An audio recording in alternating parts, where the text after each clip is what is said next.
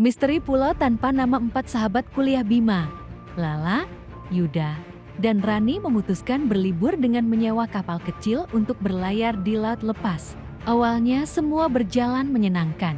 Mereka tertawa, memancing, dan menikmati matahari sore. Namun, badai tiba-tiba datang. Ombak besar menghantam kapal mereka hingga terdampar di sebuah pulau asing yang tidak ada di peta. Pulau itu terlihat indah dengan pasir putih dan hutan hijau yang rimbun. Tapi ada sesuatu yang janggal. Tidak ada burung, tidak ada suara serangga. Hanya hening, terlalu hening. Malam pertama, mereka menyalakan api unggun. Lalu terdengar suara lonceng kecil dari arah hutan. "Siapa di sini?" teriak Bima. Tak ada jawaban. Ketika pagi tiba, mereka menemukan jejak kaki di pasir. Tapi jejak itu bukan kaki manusia, melainkan kaki 3 jari runcing, seolah milik makhluk yang belum pernah mereka lihat sebelumnya. Mereka sadar, pulau ini bukanlah pulau biasa. Semakin mereka masuk ke dalam hutan, mereka menemukan reruntuhan bangunan kuno dengan ukiran aneh di dinding batu. Rani yang hobi sejarah membaca samar-samar ukiran itu. Pulau ini disebut Tan Mo, tempat yang tidak boleh dihuni manusia karena penunggunya masih hidup. Tiba-tiba, terdengar geraman rendah dari balik pepohonan. Sesuatu mengintai mereka. Daun-daun bergerak, ranting patah, lalu tampaklah sosok besar berkulit hitam, bermata hijau menyala.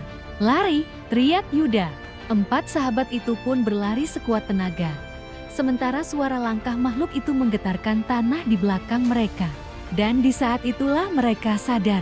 Satu-satunya jalan keluar dari pulau ini mungkin bukan melarikan diri, tapi mengungkap rahasia apa sebenarnya Pulau Tanpa Nama itu.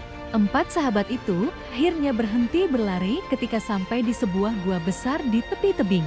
Nafas mereka tersengal, tubuh gemetar, tapi suara makhluk tadi perlahan menghilang. Di dalam gua, mereka menemukan obor-obor batu kuno yang seolah masih menyala samar, padahal tak ada minyak ataupun api. Lala berbisik, "Kayak ada yang sengaja menjaga tempat ini." Semakin dalam mereka masuk, mereka melihat ukiran yang lebih jelas di dinding gua. Sosok manusia yang menyerahkan sebuah bola cahaya pada makhluk raksasa. Di bawahnya ada tulisan kuno yang diterjemahkan Rani. "Siapa yang memegang cahaya kehidupan akan menguasai pulau ini, tapi akan terkutuk selamanya." Tiba-tiba, Yuda menemukan sebuah peti batu. Dengan susah payah mereka membukanya, dan di dalamnya ada bola kristal berwarna biru yang memancarkan cahaya lembut. Namun begitu bola itu terangkat, terdengar rongan keras dari luar gua. Makhluk bermata hijau tadi kini berdiri di pintu gua, tubuhnya membungkuk agar muat masuk. Ia menggeram keras, matanya menatap lurus ke arah bola biru. "Jangan-jangan, itu cahaya kehidupan yang disebut ukiran tadi," kata Bima panik. "Kalau benar, berarti makhluk itu adalah penjaganya," sahut Rani. Suasana menjadi tegang. Mereka punya 2 pilihan. Pertama, mengembalikan bola biru ke peti batu, berharap makhluk itu tenang. Kedua, membawa bola biru keluar gua, dan mencari tahu rahasia besar yang mungkin bisa menjadi jalan keluar dari pulau. Bima menatap teman-temannya, "Kita harus cepat memutuskan sebelum dia menerkam kita."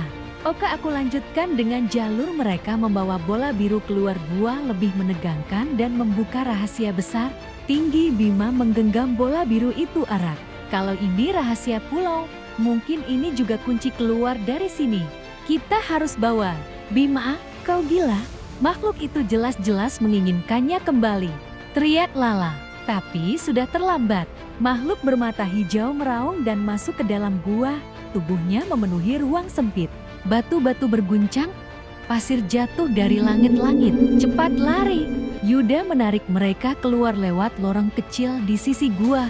Mereka berlari melewati hutan gelap. Bola biru di tangan Bima memancarkan cahaya kuat yang membuat pepohonan seperti berbisik dan bergerak menjauh, membuka jalan. Anehnya, makhluk itu tidak langsung mengejar. Ia berhenti di mulut gua, menatap mereka dari kejauhan, seolah ada batas tak terlihat yang mencegahnya keluar. "Dia tidak bisa meninggalkan gua," gumam Rani. "Berarti penjaga itu hanya melindungi benda ini di tempat asalnya." Mereka melanjutkan perjalanan hingga sampai di tengah pulau. sebuah kuil raksasa yang hampir tertelan hutan.